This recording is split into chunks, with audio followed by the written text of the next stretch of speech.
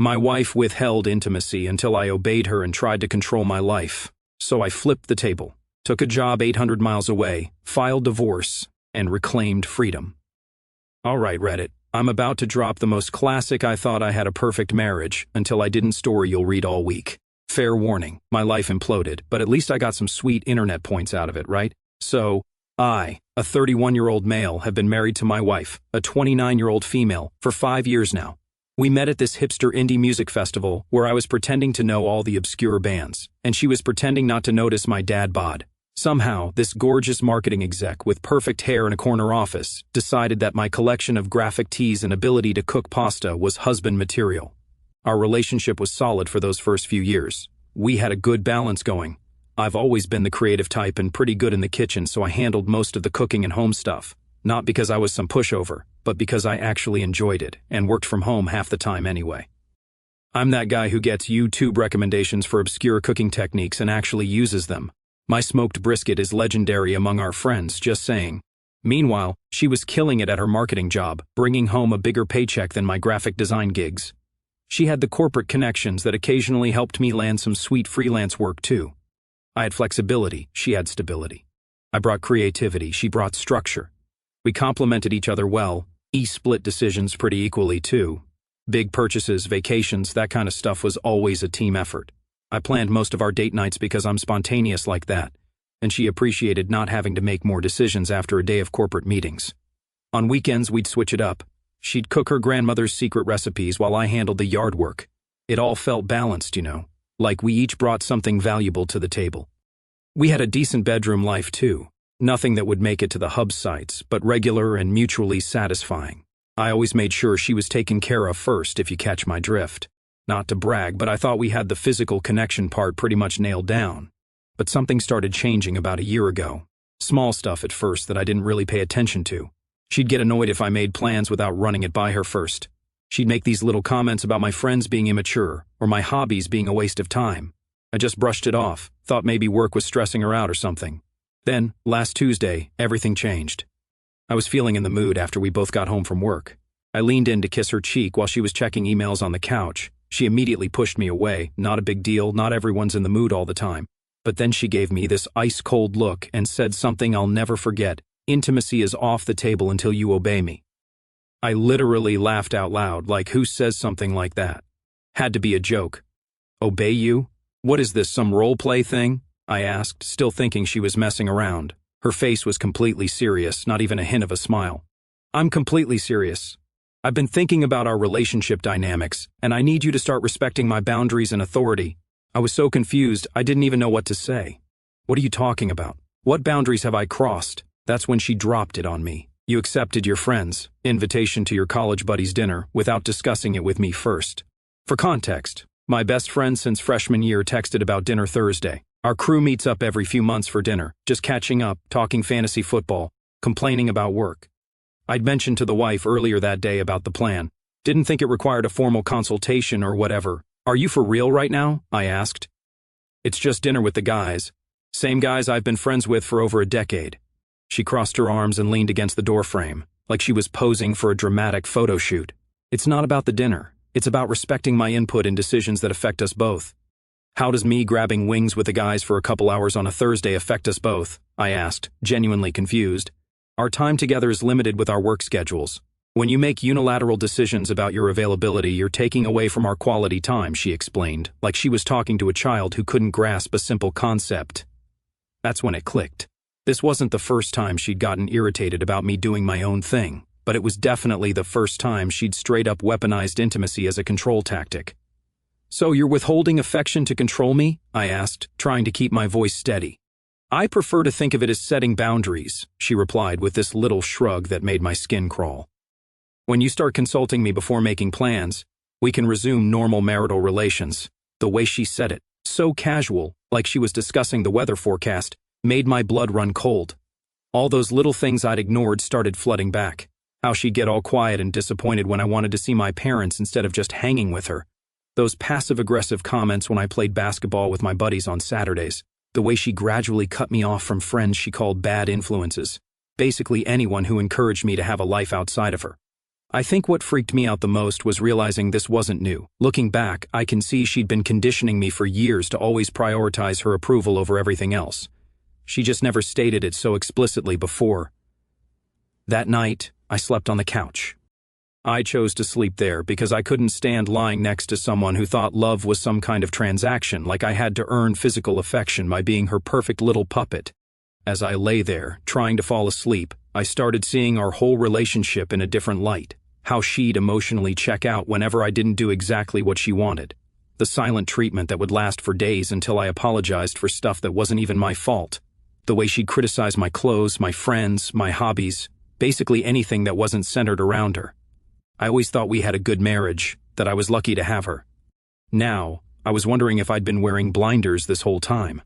The worst part? I had no idea what to do next. That night, I paced around our basement for like 2 freaking hours, just trying to make sense of everything.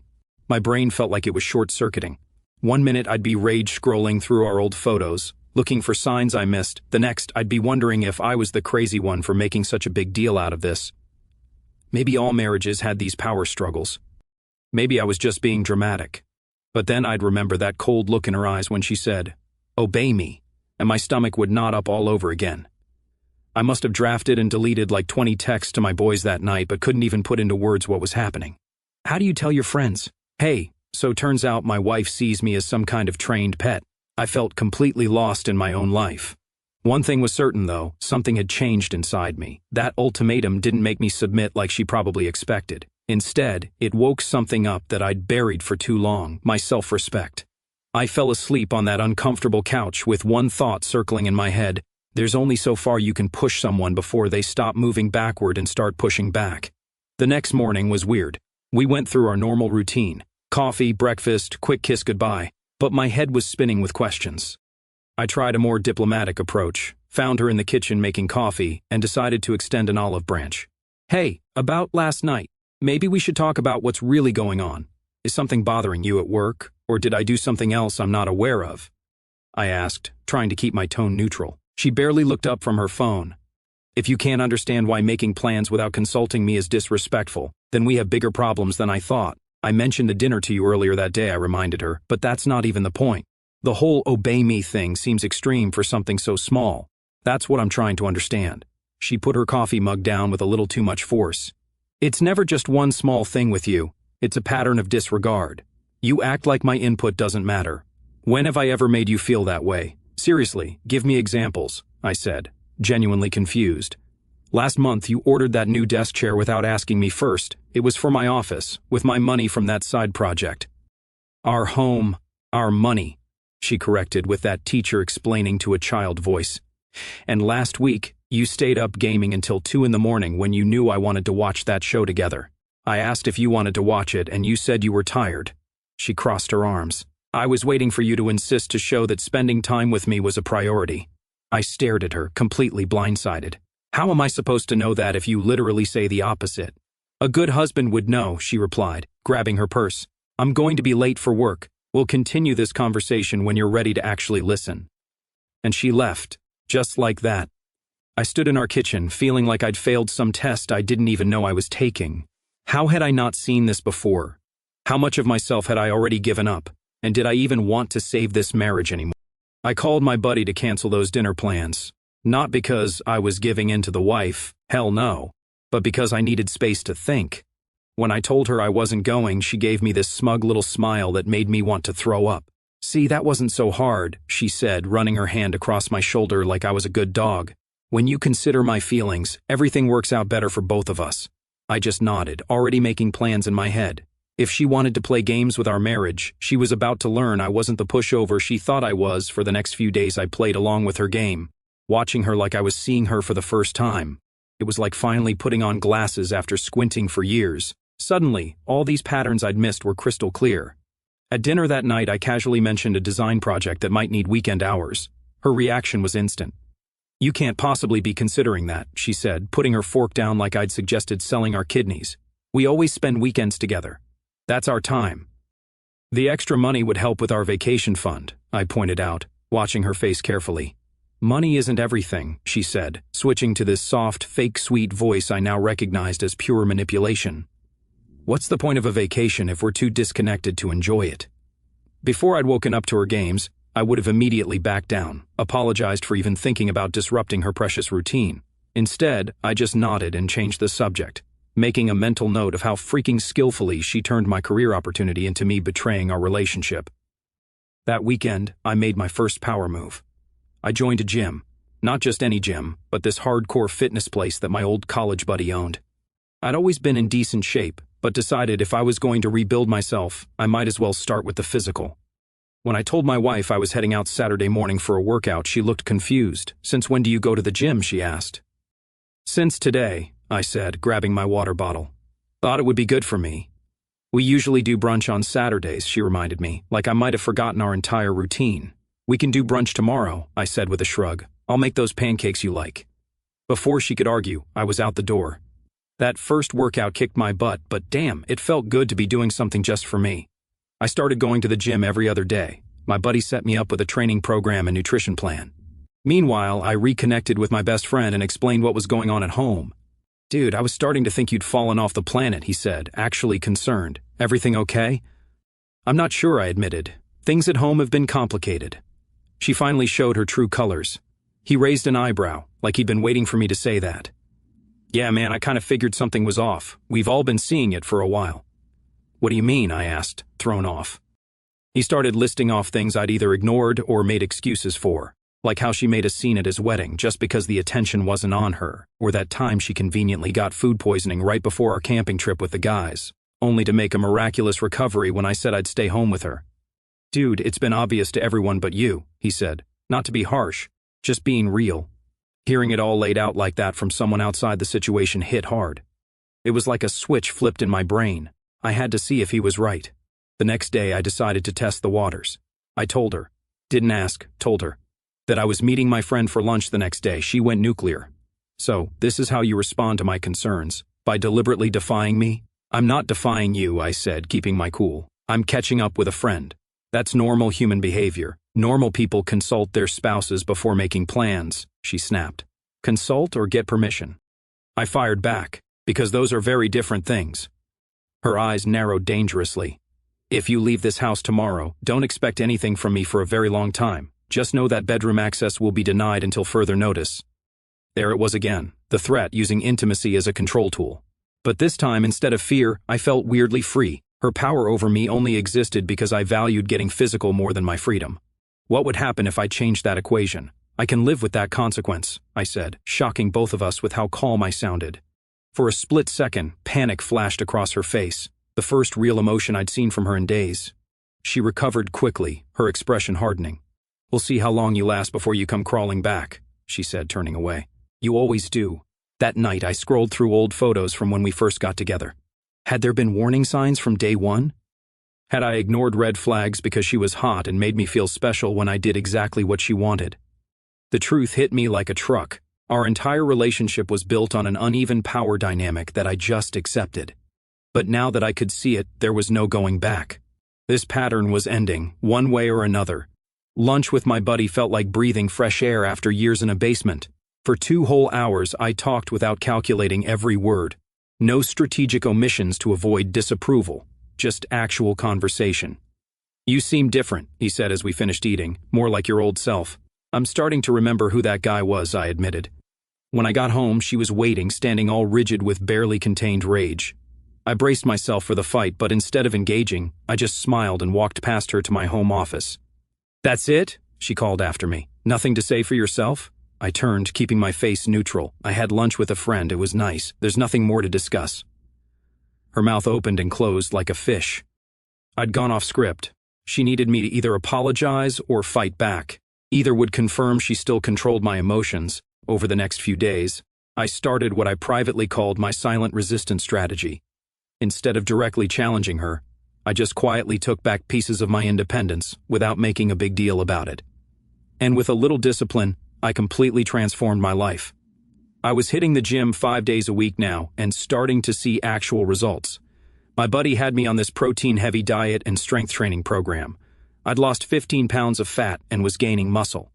I started dressing better too, ditched the baggy jeans and graphic tees for clothes that actually fit. At work, I began networking more aggressively, volunteering for high-profile projects instead of just accepting whatever was handed to me. I updated my portfolio and LinkedIn profile. I was laying groundwork, though the wife didn't realize it yet. I also reopened my personal bank account that I'd had before we got married. Not to hide money, but to create some financial breathing room after seeing how ticked off she got whenever I bought anything without consulting Her Majesty first. Each little act of independence was met with escalating tactics, tears, accusations, guilt trips, and of course, the continued intimacy embargo. But something weird was happening. With each day, her leverage was getting weaker. By taking physical affection off the table, she'd accidentally broken its hold over me.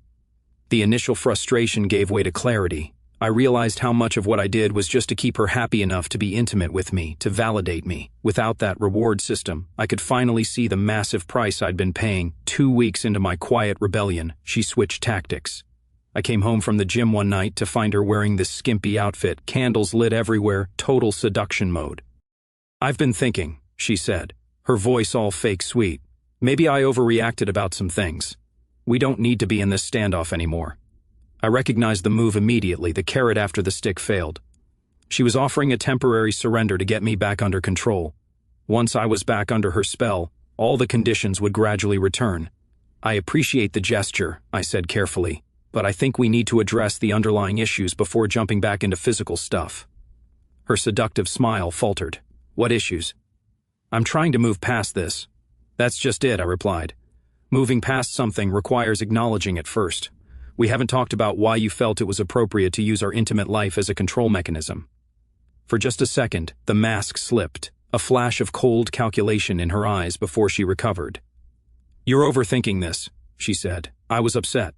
I said something I didn't mean. Can't we just forget it?" "Actually, I don't think you said anything you didn't mean," I countered. "I think you expressed exactly how you view our relationship, and that's what we need to discuss." She abruptly stood up, abandoning the whole reconciliation act. "So, now you're a relationship expert, analyzing my words like some therapist?" "No," I said calmly. "Just someone who's finally paying attention." That night, as she slammed doors and made a big show of being ticked off, I felt something unfamiliar taking root. Not anger, not resentment, just indifference. Her approval, her disapproval, her tactical affections, they were losing their grip on me. I fell asleep with a realization that would have terrified me just weeks earlier. I was ready to lose this marriage if saving it meant losing myself. 3 months into my glow-up era, as my buddy jokingly called it, I was a different person, physically and mentally. I dropped more pounds, gained visible muscle definition, and had completely overhauled my wardrobe. At work, I'd landed a major client that put me on the company radar. But the biggest changes were invisible. The confidence, the mental clarity, the refusal to be manipulated. That's when my escape plan really started taking shape. I'd been secretly applying for jobs in Seattle, far enough away to make a clean break, but still on the West Coast where the design industry was thriving. I'd always wanted to work for one of the major tech companies up there, and my updated portfolio was getting serious attention. The email landed on a random Wednesday morning. A major tech company's Seattle office wanted me to head their UX design team. Permanent position with relocation assistance. The salary was nearly double what I was making now, but more importantly, distance. 800 miles of separation, a legit reason to hit the reset button. I forwarded the email to my personal account before she could spot it on our shared home computer. That evening, I casually dropped it into conversation, watching her reaction like a hawk. A company in Seattle reached out. "Might be a shot at advancement," I said casually. She smiled, like it was our win. "A promotion would be great for us." Yeah, us, I thought, even when it was clearly my career. "It would mean more responsibility, maybe a change in environment," I added. Her smile faded. "As long as it doesn't mess with our home life." "You tend to withdraw when overworked, right?" "What she calls withdrawing. I call having boundaries." I stayed vague on purpose. Then, that weekend, I dropped the real bomb. Public place, calculated timing. "About that job, it's in Seattle." Her fork hit the plate. "Seattle? As in Washington? That's the one. You seriously want to move across the country? It's permanent, with relocation. A big step. And what about me? Our life here? Did that cross your mind?" Not once did she ask what it meant for me, just her routine, her comfort zone. "I figured we could treat it like an adventure," I said. "You always say you want to see more of the country." "For vacation, not to uproot my entire life. You'd find work. Seattle's crawling with marketing gigs." Her eyes narrowed. You've planned this out without me. I'm telling you now, there's no decision. We're not going. End of story. Old me would have folded. Instead, I met her stare and said, "It might be the end for you, but I haven't decided yet, and when I do, it'll be based on my future." She froze. This wasn't about a job anymore. It was a direct hit to her control. "If you take that job, I won't come with you," she warned. "Cool," I said calmly. "That's your call." Game flipped. That night, while she was sleeping, I sat in my office, calculating finances, researching apartments in Seattle, making lists of what I'd take and leave behind. The more real the possibility became, the lighter I felt, like gravity itself had less hold on me. The next morning, the HR director from the tech company called with news. They needed an answer within 48 hours. "I'll let you know tomorrow," I promised, feeling weirdly calm about the whole thing. After hanging up, I found the wife waiting in the doorway, arms crossed, expression unreadable. "Who is that?" she demanded. "HR from the Seattle job. They've moved up the decision deadline." She crossed her arms tighter. "And what are you going to tell them?" I looked at this woman I'd spent years trying to please and felt something final snap inside me. "I'm going to tell them yes," I said, the words coming out not as a challenge but as a simple fact. "I'm accepting the position." Her reaction wasn't immediate. Instead, she stared at me with this expression I'd never seen before, a mixture of disbelief, rage, and something else. Fear.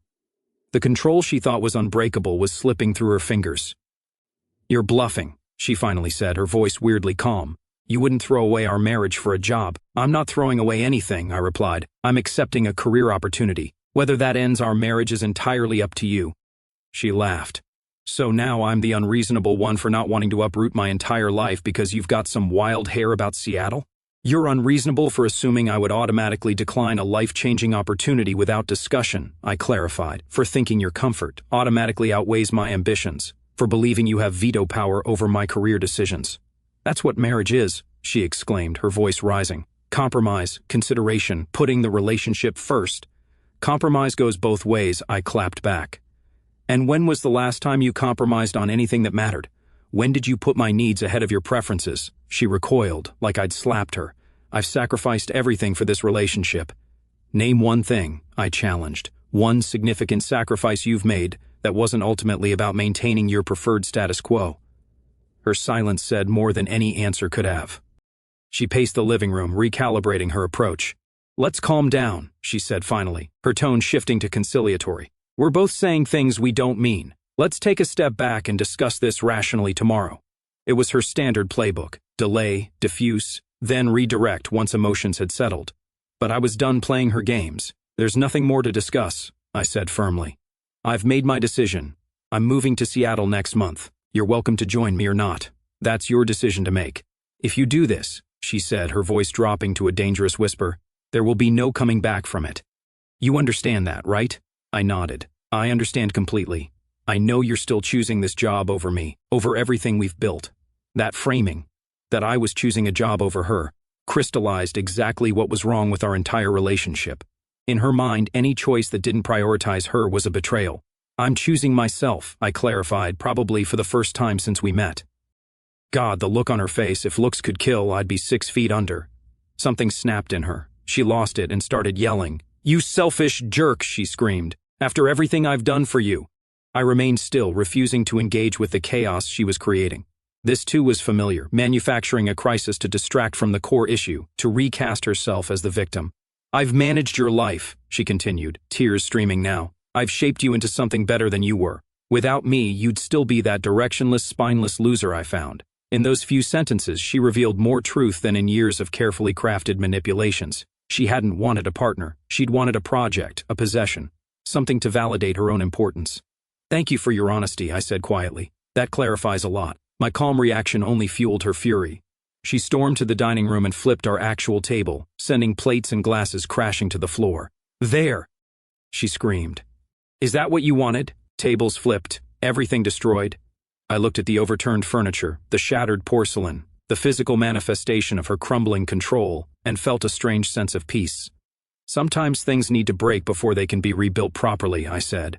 I walked past her to our bedroom and began packing a suitcase. She followed, alternating between threats and pleas, promises and accusations. I continued methodically, sorting through my belongings, separating what I would need immediately from what could wait. "Where are you going?" she demanded as I zipped the suitcase closed. My buddy's place for tonight, I answered. I'll make arrangements for the rest of my things later. You walk out that door and I'll change the locks, she threatened, blocking my path. That would make it easier to justify breaking the lease, I noted practically. But it's your call. As I moved toward the door, her final desperate tactic emerged. She collapsed to her knees, sobbing, grasping at my clothes. Please, she begged, her voice breaking. I'll do anything. We can work through this. I'll go to therapy. I'll be better. For a moment I hesitated, old patterns of responsibility tugging at me. Then I gently removed her hands from my clothes. I hope you do get help, I said sincerely. But not for me, for yourself. I walked out the door with nothing but a suitcase and this weird feeling of freedom I hadn't felt in years. The next few weeks were a blur of legal conversations and logistics. I stayed at my buddy's place while setting up the Seattle move. She alternated between rage, sending me novel-length texts about what a terrible person I was, and bargaining, promising everything would be different if I came back. I hired a lawyer who helped me navigate the separation process. We had no kids, thank goodness, but untangling our finances was still complicated. She fought me on every single thing, from who got the coffee maker to how we'd split the retirement accounts.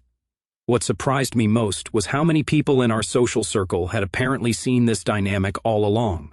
Friends I hadn't spoken to in months reached out with supportive messages like, "Finally, man," and been waiting for you to see it. My parents, who had always been oddly reserved around her, admitted they'd been worried for years but didn't want to interfere. You seemed happy, my mom said, but you also seemed smaller somehow, less yourself. The day I accepted the Seattle job offer was the day I filed for divorce. It wasn't out of spite, it was just time to make everything official. When I told her through my lawyer, she sent a single text, "You'll regret this when you're alone and realize what you threw away." I looked at that message for a long time before responding. I'd rather be alone and whole than together and hollow. She didn't reply. The divorce finalized faster than expected. Once she realized I couldn't be manipulated into coming back, she took most of the furniture. I took my freedom. Fair trade. I kept up the gym habit, even started training for a half marathon, something I never would have done in my old life. I lost 40 pounds total and actually have visible abs now. Who knew they were hiding under there? About 3 months after moving to Seattle, I met someone, not looking for it at all. My buddy from work literally had to drag me to this community art class because he didn't want to go alone. "Dude, it's just painting. There's literally no downside," he insisted. I reluctantly agreed, just to shut him up.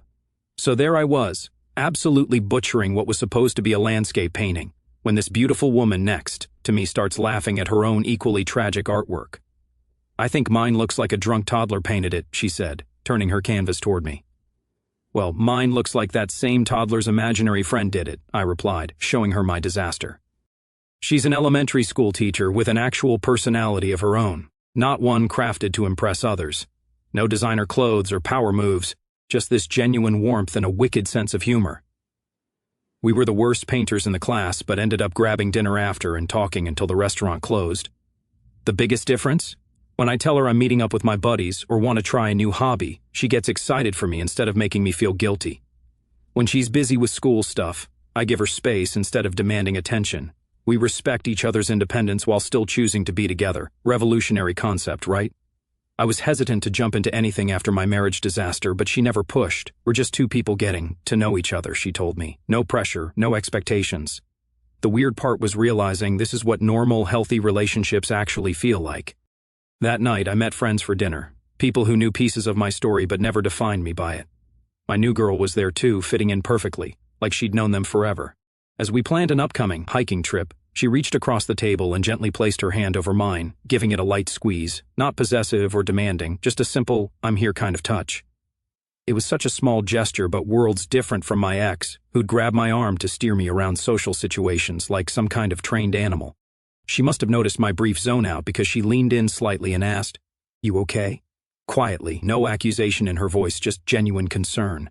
"Better than okay," I replied honestly, just realizing something. What hit me was simple, yet profound. Intimacy, real intimacy, isn't a bargaining chip.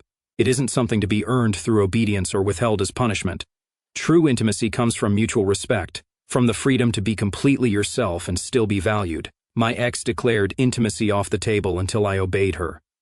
In response, I hadn't just flipped that table, I'd built an entirely new one, solid and balanced, with room for people who understand the difference between love and control. As I raised my glass in a toast to future adventures, I silently thanked my ex for the ultimatum that finally set me free. Sometimes, the worst things that happen to you lead you exactly where you need to be. Edit. Hey guys. To answer the most common questions. 1. Yes, my girlfriend and I are still dating 8 months later and things are great. 2. My ex occasionally still sends manipulative texts, but I've blocked her on most platforms. 3. Yes, the Seattle rain is real, but honestly, I'll take it over the toxic relationship any day.